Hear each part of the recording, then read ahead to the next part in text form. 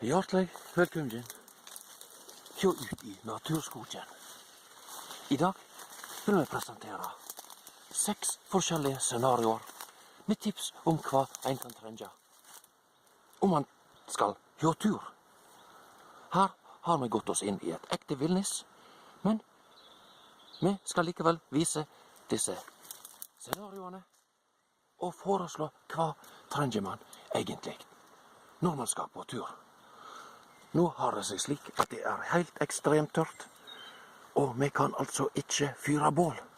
La oss demonstrere hva som kan være konsekvensene av eld i disse tørre sakene.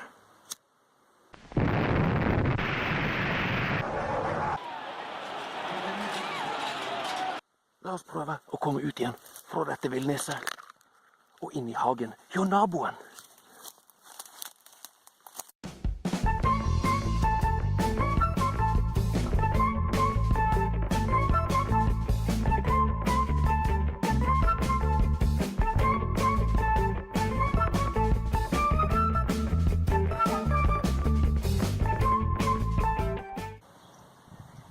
Da har vi altså snett oss inn i hagen hjå naboen.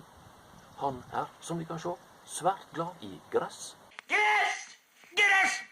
Gress! Og vi har lagt ut dette nydelige liggeunderlaget, bare for å ha noe å legge tingene vi skal vise fram på.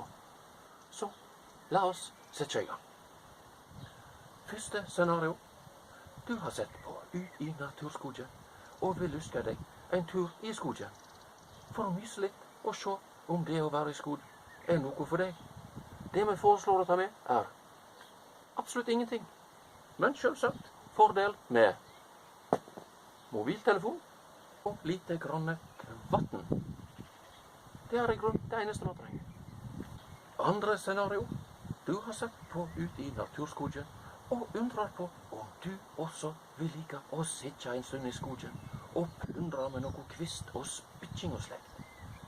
Det vi foreslår å ta med er en kniv, sitteunderlag, mobilapparat og lite grann vann om det er noe du ikke har fri tilgang på ut i naturskogen. Om man er svært glad i å spitche, kan man selvsagt ta med seg en slik figurskjæringskniv. Svært god å bruke til småputling og spitching. Tredje scenario. Du har sett alle episodene av Ut i naturskogen og er heilagt overtydd om at du vil dra ut i skogen og ha deg et lite bål og lage kaffe og slekt på, mens du plundrer i vei med spitching og bare nyter skogens ro. Rett og slett en trivelig dagstur. Vi foreslår følgende: kniv, sitteunderlag, vann, eldstål. Svært kjekt å ha. Ops, det var feil vei. En liten sag. Kokekjele. Den er fra Biltema. Svært handy liten sag. Og gjerne en liten kopp til å drikke av. Og selvsagt kokekaffe og innskytt mat. Kanskje også lite grann paracord, for det er kjekt å ha. Fjerde scenario. Og da er følgende. Du har aldri sett ut i naturskogen og vil dra til skogs. Dette er hva du trenger. Et EDB-apparat og en link hjå ut i naturskogen. Sett deg ned, se alle episodene etter hverandre og kjenn dialekta di skli helt ut. Hjertelig velkommen. Da er vi kommet inn i femte og nest siste scenario. Du har selvsagt sett alle episodene av Ut i naturskogen og har funnet ut at du selv skal prøve deg på en overnatting i skogen.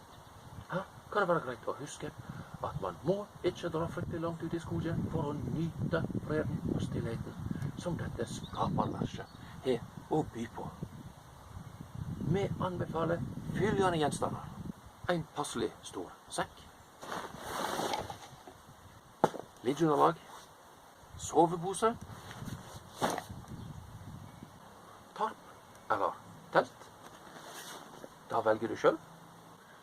Eldstål eller ildmaskin i form av en lighter eller fyrstikker. Kniv. Kvattenbeholder. En liten sag. Denne her fungerer mer enn godt nok til enkle saker.